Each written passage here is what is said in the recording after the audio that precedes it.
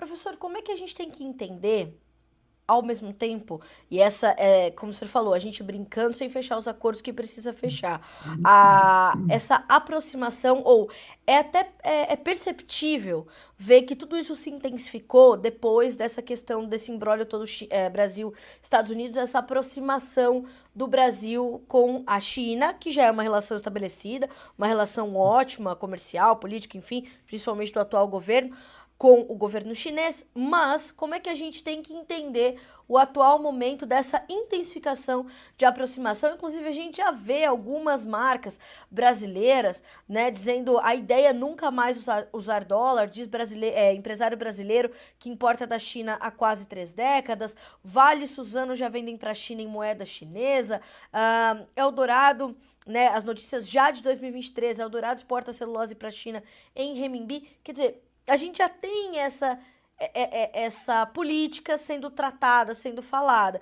E agora isso se intensificando e o Lula ainda falando, ainda fala sobre deixar o dólar para trás, mas a gente se remete ao começo da nossa conversa, professor. Como é que isso bate para os americanos, esse não fechamento de acordo com eles e essa intensificação de aproximação com os chineses?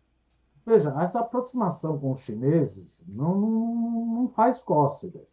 Você não tem valores vultosos. Primeiro, para você usar uma moeda no comércio internacional, é importante que essa moeda seja conversível. O que quer dizer moeda conversível? Aceita pelo mundo todo e não ter restrições de entrada e saída de capital do país. A China tem restrição.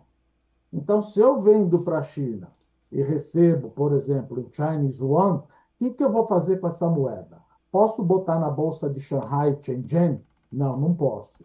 Posso comprar títulos públicos da China, mainland, da território? Não, não posso. Então, o que eu vou fazer com isso daqui? Ah, não, eu vou importar. Não, ou eu sou importador ou eu sou exportador. Eu não sou trade. Então, eu vou ficar com um montante, que nem eu falei, por exemplo. Se eu ficar com essa moeda, onde que eu posso investir? Aí, provavelmente, essas empresas que você citou, o que vai acontecer? Ele vai pegar essas moedas e depois vai no mercado e compra dólar. Então, no final das contas, você está Sim, ficando em dólar. Você não vai sim. querer fazer um caixa de Chinese Yuan. Além do que, a moeda chinesa ela é amplamente manipulada. Não quer dizer que os Estados Unidos também não manipulam. Como você teve o afrouxamento monetário, tanto do Covid, quanto teve em 2008 e do Covid em 2020. Você fez um afrouxamento monetário para depreciar a sua moeda. Mas, desde 1995, o câmbio chinês ele é amplamente manipulado pelo Partido Comunista Chinês, pelo People's Bank of China, Banco Central Sim. Chinês, que tem que obedecer ao Congresso Nacional, o National Congress, que é ele que manda. Então é complicado achar que eu vou querer uma moeda manipulada que eu não posso usar no país que emitiu e vou trocar por dólar. Eu acho que isso daí é muito mais para levantar arquibancada do tipo, veja como estamos mudando, do que um passo em direção fortemente à desistência do dólar como supremacia. Isso vai demorar. Veja o euro. O euro começou a ser pensado em 1946, quando o Sir Winston Churchill fez um discurso na Universidade de Zurique. Ele falou: a Primeira Guerra Mundial começou e afetou demais a França e a Alemanha. A Segunda Guerra Mundial afetou demais a França e a Alemanha. Precisamos fazer os Estados Unidos da Europa. Pronto. Começou a fazer aí a Comunidade Comum Europeia, o Euratom, o Tratado de Aço e Carvão, depois o Tratado de Roma, em 1991, o Tratado de Maastricht. Olha quanto tempo faz para fazer uma moeda única. Sim. Estamos falando desde 1946. Nem se pensava em fazer moeda única. Começaram mais ou menos em 1989, quando a reunificação alemã, ou melhor, quando caiu o muro de Berlim, a reunificação alemã em 1990, 1991, um medo danado de François Mitterrand falou: olha, a gente precisa acelerar a nossa unificação monetária. Helmut Kohl falou: não é hora. Não é hora de ter uma moeda única. Nós temos o risco, não é isso que vai acontecer com o país dos BRICS. Ninguém está falando em ter uma moeda única, está falando em transacionar com as suas próprias moedas.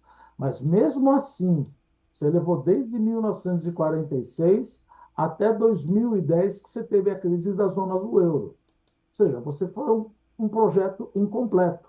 E agora simplesmente acham que eu vou aceitar birres etíopes, ou rublos russos, ou Chinese yuan.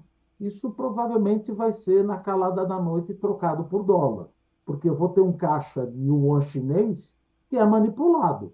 Depende do CFO da empresa. Você vai querer ter uma moeda que é manipulada, que não é livre mercado e que não pode utilizá-la para comprar, investir do próprio país que emitiu, eu acho um pouco difícil. Mas essas operações, Carlos, levantam arquibancada.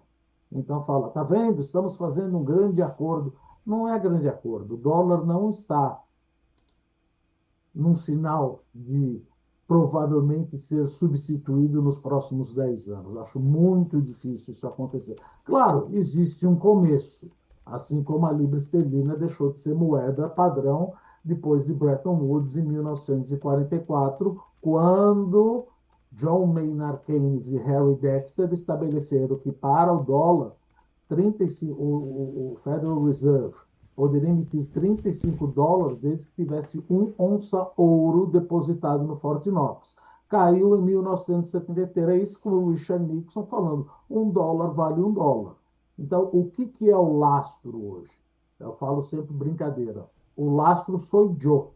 Ou seja, o fato é que você ter confiança na moeda e não vai ter inflação, por isso que você fica com essa moeda. Além do que ela não é manipulada como é nos Estados Unidos, tem instituições independentes, muito mais fortes, claro, com todos os seus problemas de Trump, mas ainda é preferível do que a moeda, principalmente dos BRICS e juntamente com a moeda rúpia da Indonésia, rublo, enfim, todas essas maravilhas que a gente já conhece, né, cara?